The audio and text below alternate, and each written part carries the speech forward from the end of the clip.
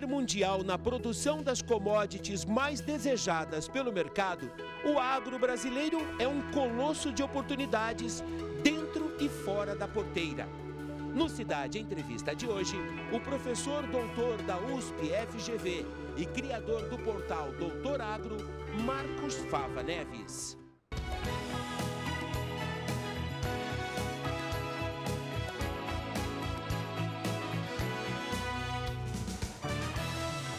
Nosso convidado já chegou, o professor doutor Marcos Fava Neves. Professor, bom dia.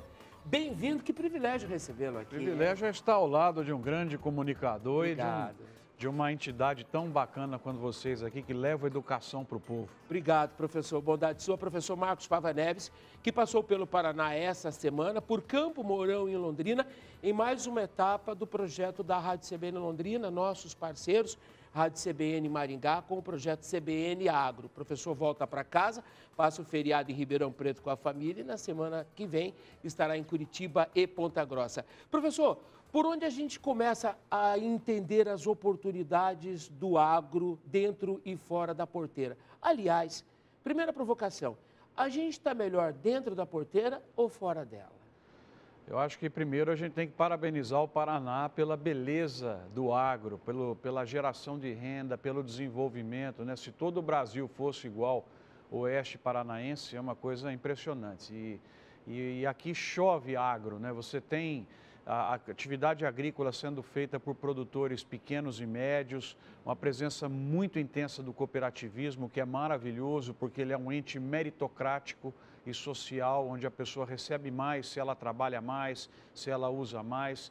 O Paraná também se caracteriza por uma industrialização muito importante, transformação dos grãos nas carnes, que com isso a gente agrega um valor muito grande. Só para vocês que estão nos ouvindo ter uma ideia do número, o frango e o suíno é como se fosse uma soja e um milho caminhando.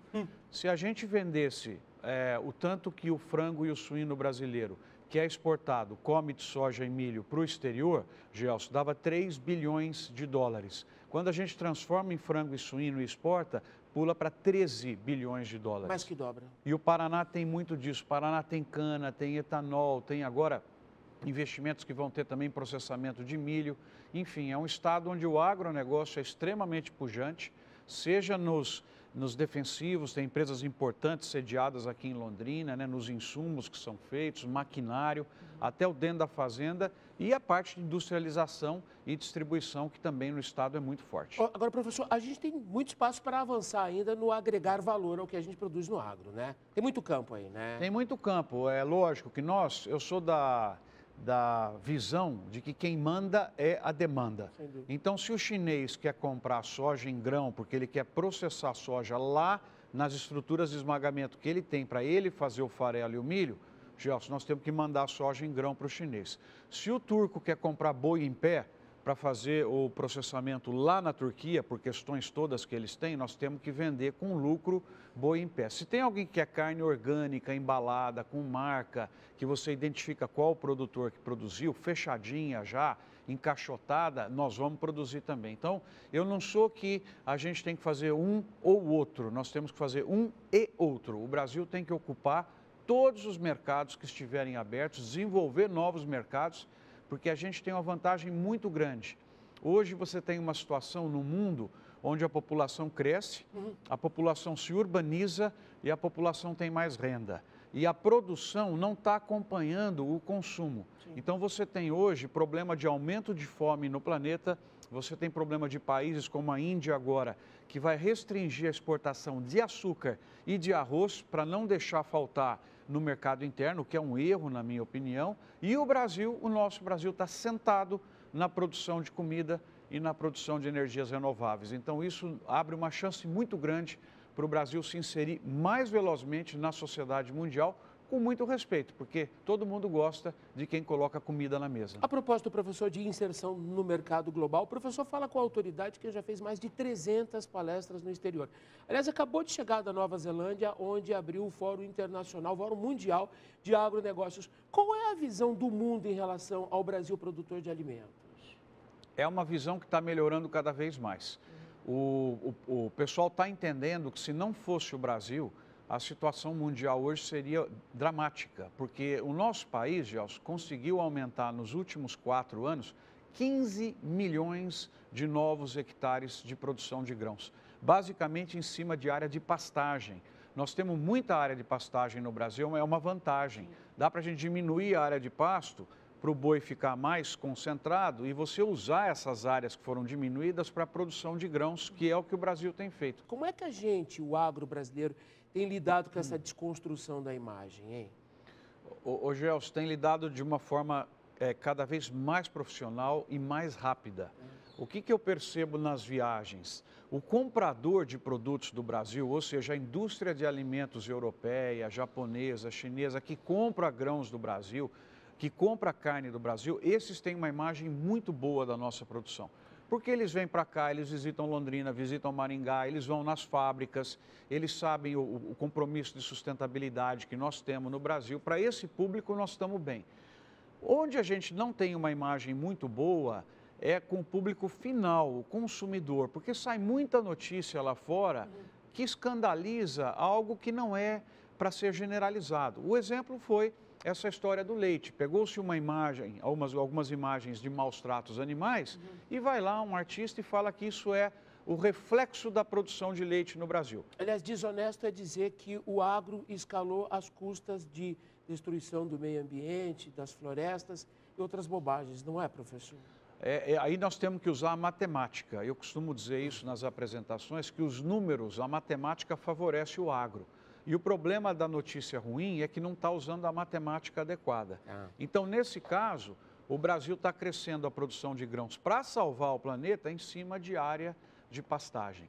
Nós temos no Brasil 850 milhões de hectares no país. É como se fosse 850 milhões de campos de futebol. A agricultura brasileira hoje está usando ao redor de 240. Nós temos mais de 600 que não são usados. O Brasil tem 2/3 da sua área completamente preservada. E mesmo com o crescimento que nós precisamos ter para salvar o mundo, na questão dos grãos, na questão das carnes, na questão dos biocombustíveis também, que o planeta está indo para biocombustível e o Brasil tem muito para oferecer ao mundo. A nossa área vai aumentar mais 5, 10 milhões de hectares, porque o Brasil tem uma vantagem, pessoal, muito grande em relação aos nossos concorrentes, Estados Unidos, Europa, Ucrânia e outras regiões.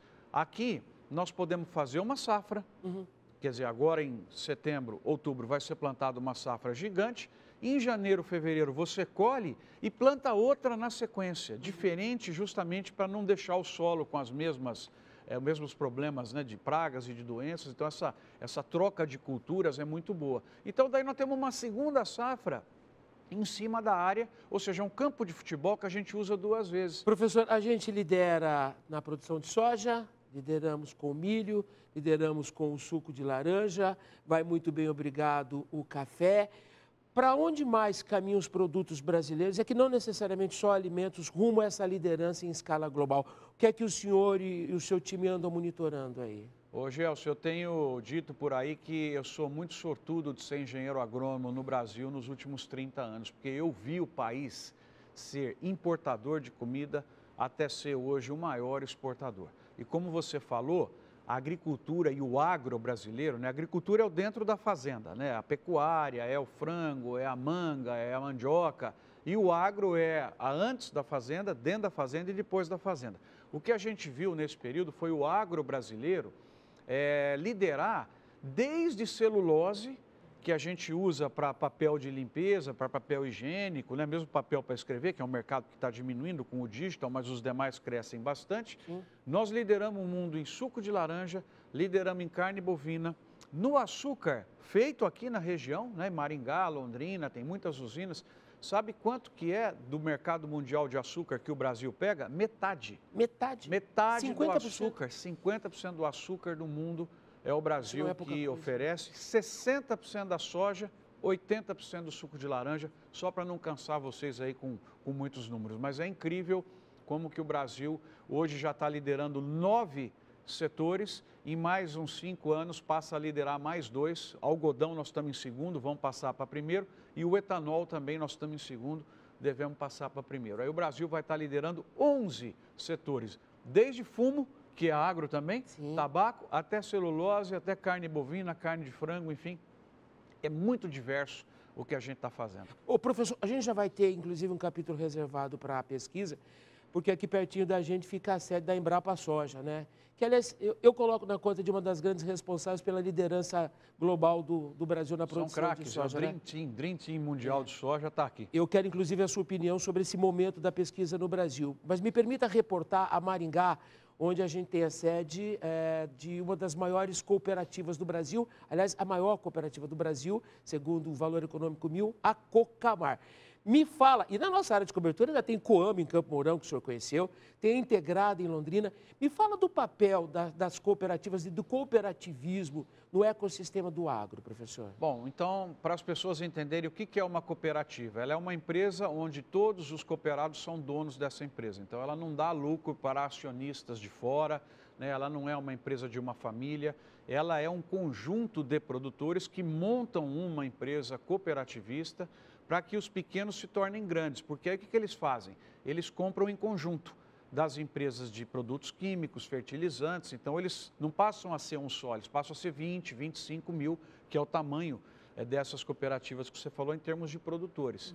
E aí, como eles passaram a ser grandes, passaram a ser um só comprando, um só processando e um só vendendo, eles têm condição também de fazer fábricas para processar a soja, para fazer ração, para produção animal, para produção de tilápias também, forte no Paraná. E então, essa possibilidade da industrialização, de você embalar produtos, colocar marca, ter supermercado, não é possível para um produtor sozinho. E com a cooperativa ele consegue. E a cooperativa, ela é muito interessante porque ela é um socialismo que deu certo, porque ela é um ente coletivo e que distribui por mérito. Aliás, é o único que deu certo. Quanto você mais usar o sistema cooperativista, mais você recebe, porque a cooperativa não dá lucro, né? A gente chama de sobras. O que sobrou, eles distribuem para os cooperados ao final do ano, conforme a taxa de uso do cooperado. Se ele comprou mais, ele vai ter mais direito às sobras. E para fechar, vocês sabiam que 50% do produto do agro brasileiro passa por cooperativa? 50%. É super social o nosso agro. Ou seja, é o caminho para todo o agricultor. É uma organização sem a qual o segmento não pode mais dispensar. Além da cooperativa de produção, Gelson, tem a de crédito também. Sim, sem dúvida. Que, aliás, vai muito bem também. E né? é muito importante para ter uma concorrência maior com o sistema financeiro. E a cooperativa de crédito é a mesma história. Os donos são os cooperados. Né? Professor, a gente colocou o pé no tema pesquisa e com muita preocupação a gente viu um start do atual governo acenando para um certo desmonte das nossas instituições de pesquisa, né? Ou dedicando pouca atenção. Primeiro, eu quero a sua leitura sobre a pesquisa para a agricultura, para o ecossistema agro no Brasil. Ela vai bem, professor? Como é que o senhor a compararia em relação aos outros países por onde o senhor passa? Ela vai bem, ela tem dificuldades que a gente não observa em alguns outros países, como a falta de recursos. Ela tem outras dificuldades também, que é um pouco da acomodação dos pesquisadores. Ela tem outras dificuldades, que é muitas vezes uma dificuldade de você poder fazer convênios com o setor privado. Isso nas nossas universidades federais, nas nossas entidades de pesquisa, dificultando o pesquisador de ter uma inserção mais forte no mercado. Então, esses regimentos, regulamentos precisam ser revistos, mas o Brasil, na área de agricultura tropical, tem entregue uma pesquisa muito importante e precisa fortalecer. E o fortalecimento vem de uma valorização maior pela sociedade, pelo próprio governo, com alocação de recursos e cobrança para o adequado uso desses recursos. Né? Então, acho que esse é um ponto muito importante aí para melhorar o mindset, né? A mentalidade do setor universitário e do setor de pesquisa. Ele tem que ser mais dirigido para o mercado. Quem manda é a demanda. Então, a pesquisa e a universidade também têm que se dirigir mais nesse sentido. Como é que vai a formação e a qualificação de mão de obra específica para esse segmento no Brasil, professor? Porque o senhor também é um educador, né? Professor na essência. Pois é, esse é o ponto que talvez mais me preocupe. Eu queria compartilhar isso com quem está nos ouvindo, porque o que a gente observa hoje é uma falta de quantidade e qualidade de pessoas para trabalhar no agro. Quando eu falo agro, é desde o setor de distribuição de comida, de restaurantes, a indústria de processamento de alimentos, toda a cadeia.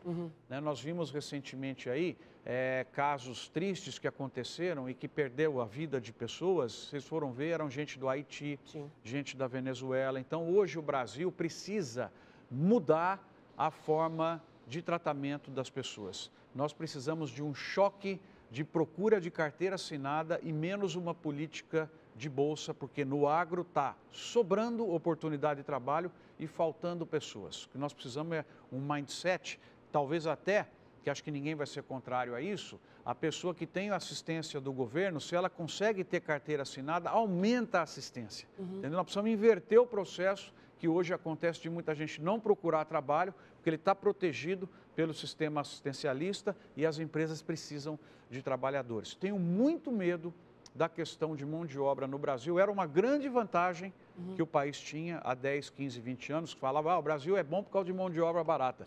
Esse quadro inverteu completamente e hoje falta mão de obra nas regiões onde o agro está crescendo. Ô professor, aí no capítulo da formação, onde é que entra esse projeto do Harvard School?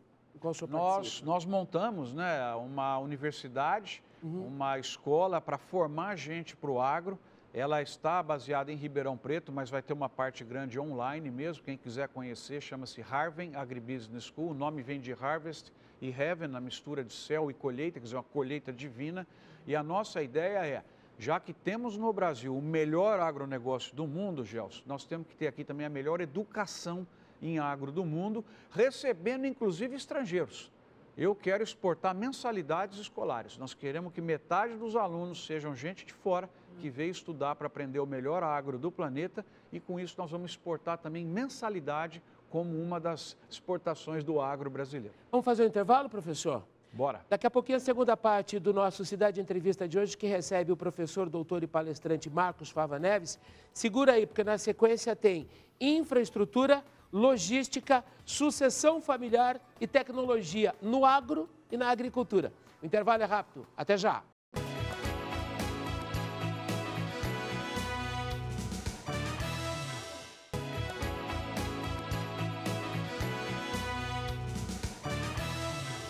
De volta com o Cidade Entrevista, programa desta semana recebe com muito orgulho, com muita satisfação, professor, doutor e palestrante Marcos Fava Neves, uma das maiores autoridades do Brasil quando o assunto é agro e agricultura. Professor, a propósito da deixa do bloco anterior, a Harvard School, a escola que o professor está criando para formar profissionais nessa área, me fala da sucessão familiar no agro. A gente teve um fenômeno na pandemia, né, professor? A molecada que estava na cidade voltou para casa, para a fazenda, para ficar fechadinho lá e decidiu que não vai voltar para a cidade. É isso? Pois é uma coisa muito bonita no Brasil, que eu não vejo nos Estados Unidos, não vejo na Europa, é a presença do jovem na agricultura, do jovem nas nossas palestras. Eles são muito interessados, né? E nós estamos... nesse momento, nós vamos montar cursos de administração, engenharia de produção e direito. Então, quem tiver interesse, entra em contato conosco para trazer cada vez mais a gestão para a propriedade. E o jovem chega com o digital, com o online, com muitas coisas que ele aprendeu, com controles. E ao estar com o pai, estar com o tio, estar muitas vezes com o avô, que tem a experiência de produção, é uma ligação fantástica. Então, o digital com a experiência mostra que nós temos uma chance de melhorar muito o processo de tomada de decisão nas fazendas, nas indústrias pequenas, né, nas grandes empresas, nas cooperativas, com a presença cada vez maior do jovem. Então, no Brasil, realmente o agro, ele atrai a juventude. Eu não vejo isso em outros países. Isso mostra para a gente que, apesar de estar faltando pessoa em quantidade e qualidade, o interesse da juventude pelo agro é muito grande no Brasil. É uma vantagem competitiva, professor? Eu acho que é uma vantagem porque é um pessoal que vem preparado, que ajuda a compor a sucessão, aonde muitas vezes você vê nos Estados Unidos que um fazendeiro que toca ele mesmo lá a atividade, teve um filho que virou engenheiro, está morando em Chicago, uma filha que virou advogada, mora em Nova York, e ele está encerrando as atividades e não tem sucessão. A gente observa que aqui no Brasil o quadro é mais tranquilo em termos de sucessão do que fora do Brasil, pelo interesse do jovem. O professor, e com os jovens vem a tecnologia, vem o digital, e a gente tem a sorte e o privilégio de estar inserido numa região onde está bombando, né? As startups, a inteligência está trabalhando muito, tanto Londrina quanto Maringá. Me fala da tecnologia no segmento, o que já tem feito e que surpresas vêm por aí, professor? Olha, é interessante como eu terminei agronomia há mais de 30 anos, né? Então, vocês sabem que tem as plantas daninhas, né? Como o próprio nome fala, elas entram e elas nascem junto com a planta que você quer colher e elas competem por fertilizantes, por recursos, muitas vezes sombreiam e até podem matar a produção que nós precisamos para o estômago. E quando eu fiz agronomia, você combatia essas plantas daninhas jogando o defensivo na condição de litros por hectare. Jogava em todo lugar. Espalhava tudo. Né, para que matasse a planta daninha e sobrevivesse o milho, a soja, né, o trigo. Hoje você, com máquinas, identifica onde está a planta daninha e você joga o produto só em cima dela. Você coloca o fertilizante só onde está faltando. Você imagina, você tem lá um campo de futebol, tem áreas do campo que não precisa de jogar adubo porque sobrou adubo, porque tem uma quantidade maior. Então, ali você não precisa. Então, isso é um exemplo de tecnologia que permite com que as fazendas não sejam mais geridas por hectare, mas sim por metro quadrado. E aí você evita o desperdício, você fica muito mais ambiental, porque desperdício também é produto que, né, não precisava ter sido jogado, não precisava ter sido gasto também.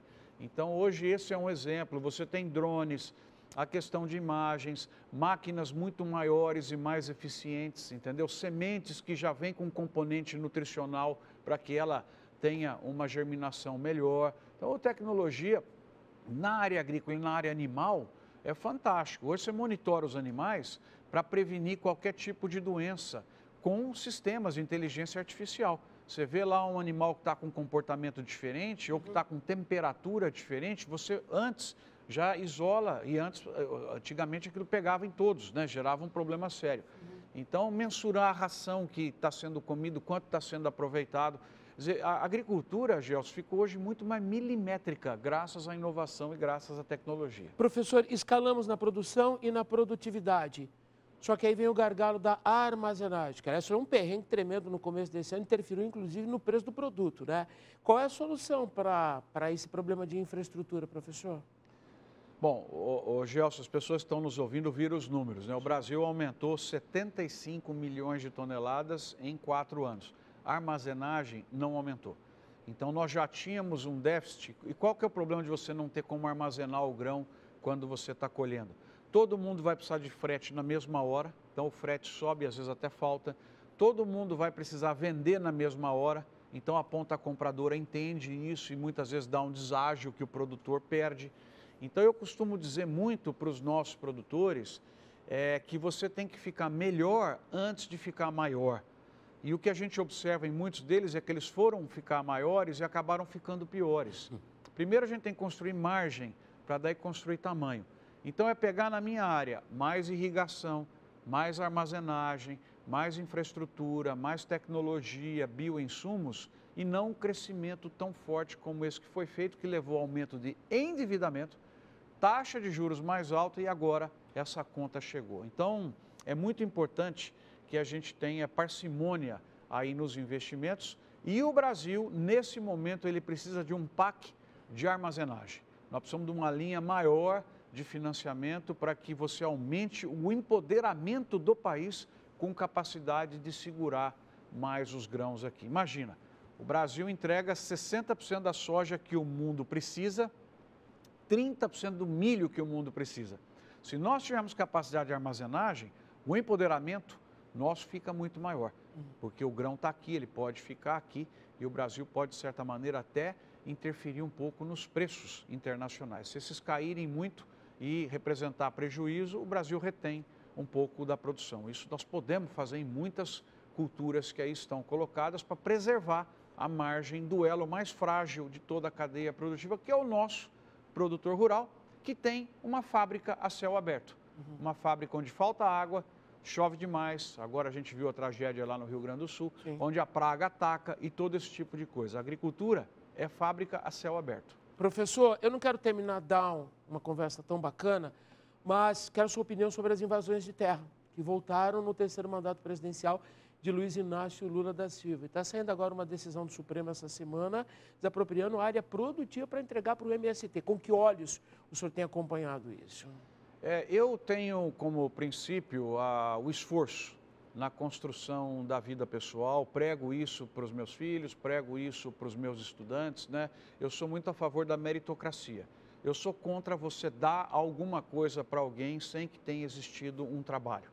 Então, esse é o princípio básico. Eu acho que a pessoa não tem que ganhar uma terra. Ela pode, via cooperativa, via Estado, ganhar acesso ao trabalho. E via trabalho ter o mérito, ter a acumulação para poder, eventualmente, comprar a terra. Nós estamos em tempo de Uber, né? Você não precisa ter carro para trabalhar como Uber. Essa é uma questão muito importante. Então, o Brasil, historicamente, fez processos de reforma agrária muito caros e que geraram muito pouco para a sociedade brasileira. Nós temos que repensar o modelo e aquelas pessoas que participam de movimentos que gostariam de trabalhar na terra, que têm vocação pela terra, elas poderiam ser apoiadas num primeiro momento, mas depois caminhar com as próprias pernas. Eu sou contra o vitimismo, contra a criação de dependentes. Nós temos que propor e dar oportunidade para a pessoa para que ela siga com as próprias pernas, porque senão fica pesado para a sociedade carregar continuamente. Então, eu sou contra toda ilegalidade, portanto, eu sou radicalmente contra que uma pessoa invada o patrimônio de outra pessoa. Mesmo que esse patrimônio esteja indefinido, ele é do governo, ele é da sociedade, ele pode ser alocado via empréstimo, mas a pessoa não tem o direito de invadir nada que não é dela. Então, esse é um ponto que eu sou radicalmente contrário. Eu acho que o movimento dessas pessoas que querem trabalhar na terra precisaria de um reposicionamento, né, de produzir com um selo de produto de inserção social, procurar mercados para isso, ou seja, o mecanismo de gestão comercial, basta olhar outros países, sim, funciona muito bem, sabe? Eu acho que a política de vitimismo, de coitadização e outros que nós temos aqui com os brasileiros que têm origem indígena, mas são brasileiros também, com outros que cometem ilegalidades, não é o caminho de uma agricultura sustentável. A agricultura sustentável se dá por criação de oportunidades e conquista do seu patrimônio pelo mérito e não pela doação. Porque se é pelo mérito, você separa quem tem vocação de quem não tem vocação e está com gesto oportunista para conseguir um patrimônio e, na sequência, revender, e aí quem paga é a sociedade como um todo. Né? Doutoragro.com.br, doutor por extenso. Conteúdo sobre agro e agricultura na veia. Só atualiza todo dia lá, né, professor? Tudo gratuito, pessoal. Não tem UBR, então é doutoragro.com. Perdão. Quem quiser baixar, tem mais de 70 livros lá, livros novíssimos, todos de graça para vocês. Tem um canal no YouTube com o meu nome também, com 2 vídeos por mês, para vocês usarem, tudo gratuito. E quem quiser seguir no Instagram é @doutoragro, não é dragro não, doutoragro, vocês vão ter conteúdo todos os dias. Nossa missão é educação, é gerar oportunidades para as pessoas, sempre pelo trabalho, pelo mérito e pelo esforço.